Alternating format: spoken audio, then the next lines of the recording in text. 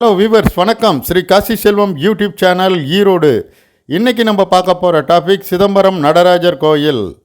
உலக பிரசித்தி பெற்ற இந்த சிதம்பரம் நடராஜர் கோயில் தமிழ்நாட்டில் இருக்கிறது எல்லாத்துக்கும் அனைவருக்கும் தெரிந்த ஒன்று. இருந்தாலும் சிதம்பரம் நடராஜர் கோயில் இது வரைக்கும் பார்க்காதவங்க இந்த கோயிலை போய் நீங்கள் பார்க்கலாம். நான் ஈரோட்டிலேருந்து தான் எப்போதும் புறப்படுறது வழக்கம்.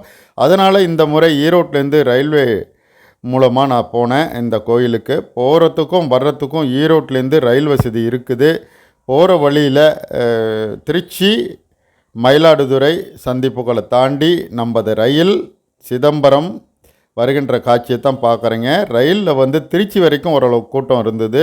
அதுக்கப்புறம் ரயிலில் எந்த விதத்துலேயும் கூட்டமே இல்லை. மொத்தம் அந்த ரயில்லேயும் ஒரு பெட்டியில், நான் போன பெட்டியில் ஒரு 2 பேர் தான் இருந்தோன்னா பாருங்கள். அந்தளவுக்கு ஃப்ரீயாக இருந்தது. எந்த ஒரு கூட்ட நெரிசலும் இல்லை. அன்றைக்கி முகூர்த்த நாள் தான். முகூர்த்த நாள் அன்றைக்கும் என்னென்னு தெரியல, கூட்டமே இல்லைங்க இந்த ரயிலில். நல்ல சொகுசான ஒரு இனிமையான பயணம். நம்ம ரயில் சிதம்பரம் சேர்ந்துருச்சு. சிதம்பரம் ரயில்வே ஸ்டேஷன்லேருந்து நம்ம ஆட்டோ மூலியமாகவும் கோயிலுக்கு போகலாம். டவுன் பஸ் வசதி பக்கத்தாப்பில் இல்லை. நீங்கள் சிதம்பரம் ரயில்வே ஸ்டேஷன்லேருந்து நடராஜர் கோயில்னு சொன்னீங்கன்னா ஆட்டோக்காரங்க இறக்கி விட்டுருவாங்க.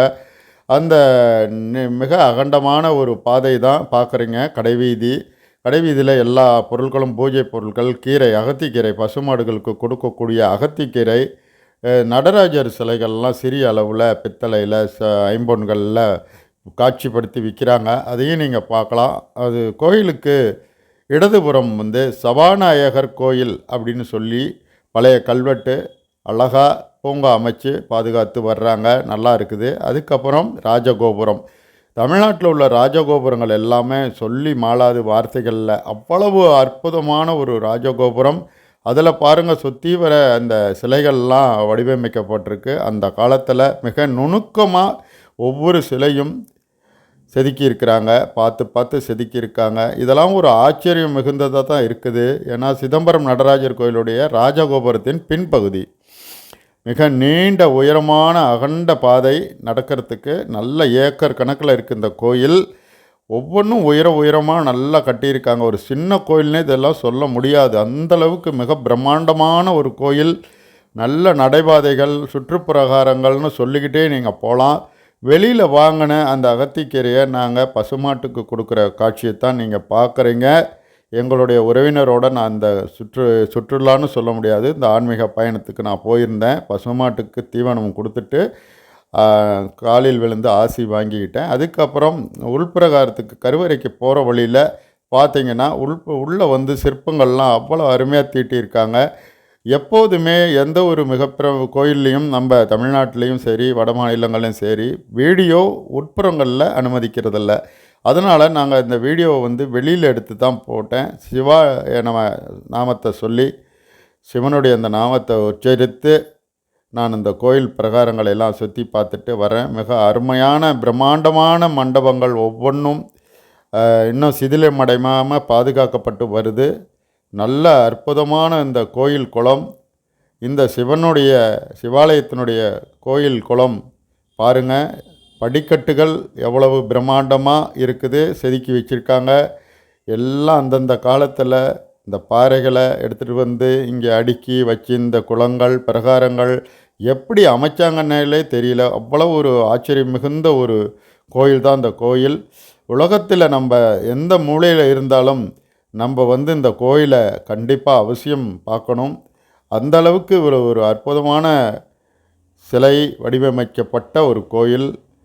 நல்ல அருமையாக அந்த நீண்ட பிரகாரத்தை பாருங்கள். எல்லாம் அந்த வெயிலில் கால்லாம் சுடாமல் இருக்கிறதுக்கு ஒரு பெயிண்டிங் கொடுத்துருக்காங்க. அது வழியாக நீங்கள் நடந்து போகலாம். கடுமையான வெயில் காலமாக இருந்தாலும் நீங்கள் பிரகாரத்தை சுற்றி பார்க்குறதுக்கு எந்த தடையும் இருக்காது. இந்த கோயில் குளத்துக்கு பக்கத்தாப்புலேயே உங்களுக்கு எல்லா 4 கோபுரங்களையும் ஒரே இடத்துல நின்று நம்ம தரிசிக்கலாம். அந்தளவுக்கு ஒரு பாயிண்ட் இருக்குது. அந்த வியூ பாயிண்ட்டுக்கு நீங்கள் போயிட்டீங்கனாக்கா, இங்கே பாருங்கள், 4 கோபுரங்களையும் ஒரே இடத்தில் தரிசிக்கும் இடம்னு போட்டிருக்கோம். அங்கே நீங்கள் நின்றுட்டிங்கன்னா முதல் கோபுரம் தெரியுது பாருங்கள், ராஜகோபுரம் கிழக்கு வாசல். அடுத்தது வடக்கு, தெற்கு, மேற்கு வாசல் அப்படின்னு எல்லா 4 கோபுரங்களையும் நீங்கள் இந்த இடத்துலேருந்து நீங்கள் பார்க்கலாம். அவ்வளவு அற்புதமான அந்த ராஜகோபுரங்களை ஒரே இடத்துல நின்று பார்க்கக்கூடிய இடம்தான் இது. அடுத்தது தாயார் சன்னதி அந்த சிவாலயத்துக்குள்ளேயே இருக்குது. அதையும் நீங்கள் போய் உள்ளே தரிசிக்கலாம். வாயில் உள்ள நுழையும் போதே அங்கே நம்மளுக்கு வீடியோ தடுத்து நிறுத்தப்படுது. இப்படி எல்லாமே அருமையாக சிவனையும் பார்வதியும் நாங்கள் கும்பிட்டுட்டு அப்படியே வெளியில் வந்தோம். எங்களுடைய உறவினரோடு நான் கடைவீதியில் வந்துக்கிட்டு இருக்க காட்சி தான் பார்க்குறேங்க. வெளியில் வந்தவொடனே இந்த ரமேஷ் ஹோட்டல் நான் வேறு விளம்பரத்துக்காக சொல்லலை, இருந்தாலும் இந்த கோயிலுக்கு பக்கத்தாப்பில் ஒரு அருமையான ஃபில்டர் காப்பி சாப்பிடக்கூடிய வாய்ப்பு எனக்கு கிடைச்சிது.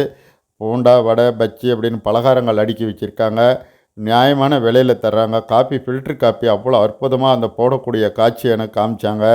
நாக்கில் அவ்வளவு சுவையாக இருந்தது நம்ம சாப்பிட்றதுக்கு.